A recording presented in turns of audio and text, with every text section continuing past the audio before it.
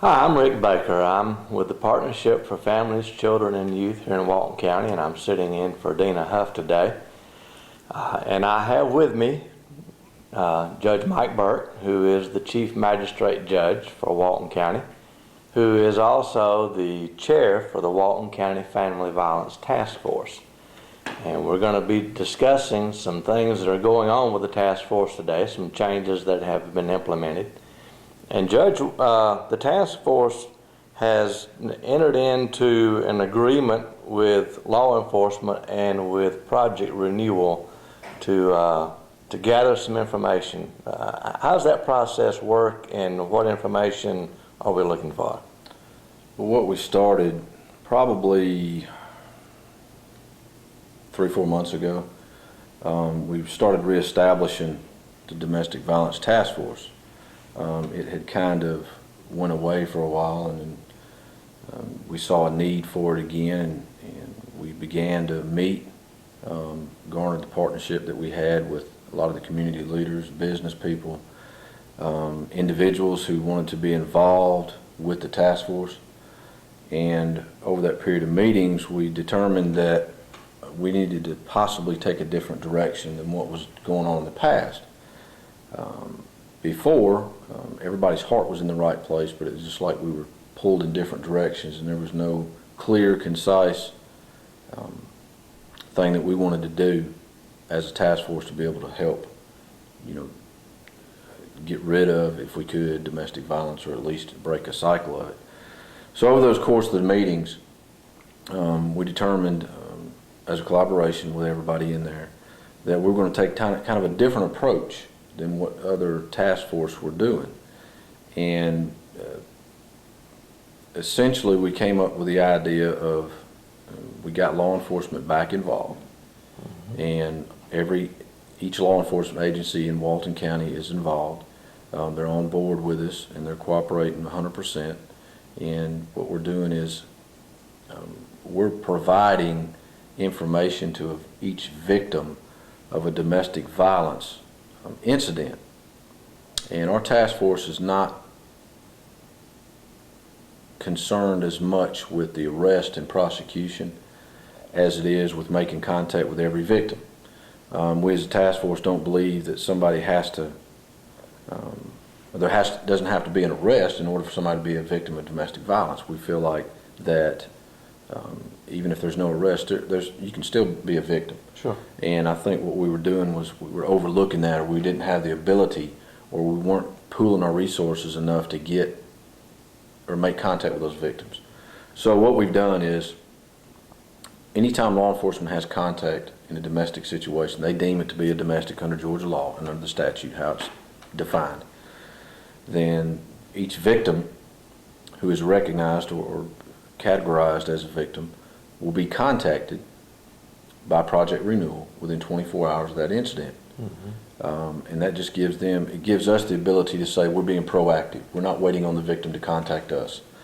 And so that way we're making more contact with more victims. And Project Renewal was, as we looked at it, the backbone of this county's domestic violence resource. They have the ability and the knowledge and the expertise to be able to assess a victim's situation at the time and determine what resources they need. Every victim of every domestic is not going to need the same thing. Someone may need financial help, someone may need a place to live, they may need something for their children. So all the people that are involved in this task force are willing to step up on a volunteer basis and provide resources in different directions that somebody may need.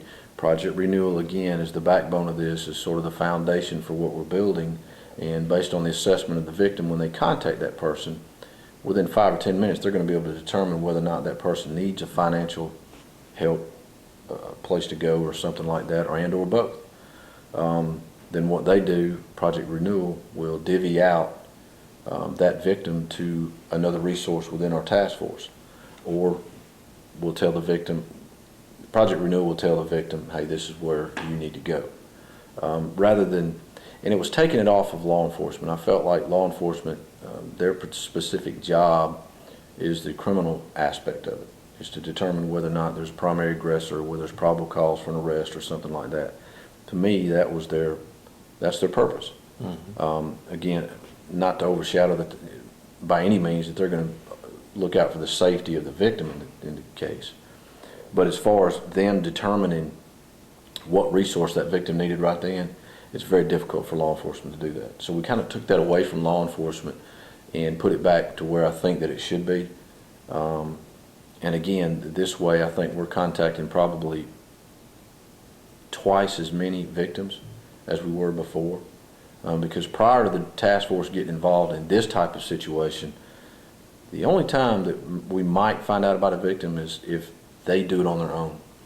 I don't want to wait on a victim to do it on their own. We want to be able to be proactive and at least go out there and contact the victim, or attempt to make the contact to the victim and say, hey, look, we are here for you and we're here to help you, and don't wait on the victim to get the help. And the only other time that we may see a victim is if there is an arrest and it goes through the district attorney's office of prosecution. Of course, then the victim's witness advocates there get in touch with them.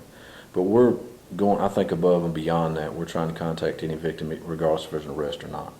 So this has taken the burden really off of the victim and off of law enforcement, and allowing Project Renewal to exercise the expertise that they have and the resources that they have at hand to assist those victims, and allow law enforcement to really target their expertise rather than trying to act as a social service agency. Correct. I think that, again, it's vital to this, for this to work, that Project Renewal stepped up, and I know everybody's budgets are cut, manpower's cut, but they willingly, without a doubt, just said, we'll do this.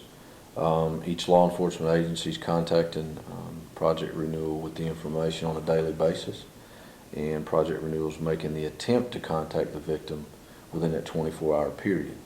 And it's just establishing that this is going to help us. So we look down 6 months down the road. The reason that we want to do this is because we can look at numbers, and the information that's being provided to Project Renewal and being provided to me is that we're finding out who the victim is, the location of the incident, are there any children involved? Not so much, not the names of the children, just the ages and how many children are involved. And so that gives us an idea of where, if we look at this on a monthly basis, we can look at these numbers and say, for instance, the majority of the cases are coming out of the city limits of a particular jurisdiction. Then we know that we need to concentrate some efforts in that particular area, because that's where we're seeing most of the domestics. Sure. If we have children involved and the ages range from kids that go to, say, middle school, if it's in a specific area of a school district, then we can narrow it down and say, we're having a lot of children in this area, in this school district, who are seeing these things. Therefore, we can grab somebody from our task force, a resource, and say, we want you to concentrate your efforts right now on this area, because that's where we're seeing the most of the problem. So you're not forgetting about the rest of the county or anything like that, but it's concentrating efforts where they need to be at the time. And that's going to maybe eliminate some things. It's just, I think it's going to work. We have to tweak it. I'm the first to say that this is not going to solve the problem 100%. And it's just it's going to be able to tap into the resources that we have. This county has a lot of resources to help domestic violence victims.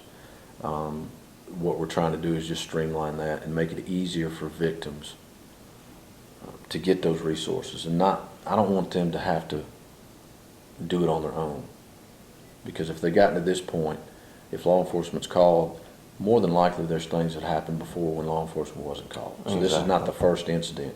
So obviously they haven't helped themselves to this point. So if we can make a step toward them, it's like anything else. You can't make anybody want the help. All we can do is offer it. Well, it's been said that knowledge is power, and if we have the knowledge of who they are and where they are, and the ability to at least offer the resources in the areas where they're needed, rather than taking a more shotgun approach, just trying to scatter the resources out there and hoping somebody takes advantage of them. Right. And it, like I said, it just, I think it simplifies the process to a certain extent. And again, one of the other reasons that we do this, because, I want to know what's going on in Walton County. And I don't want people to take this the wrong way, but I'm not so much concerned about the whole state of Georgia.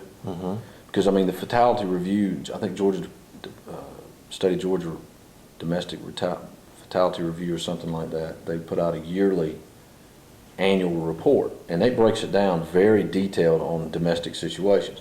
I don't want to wait on that year.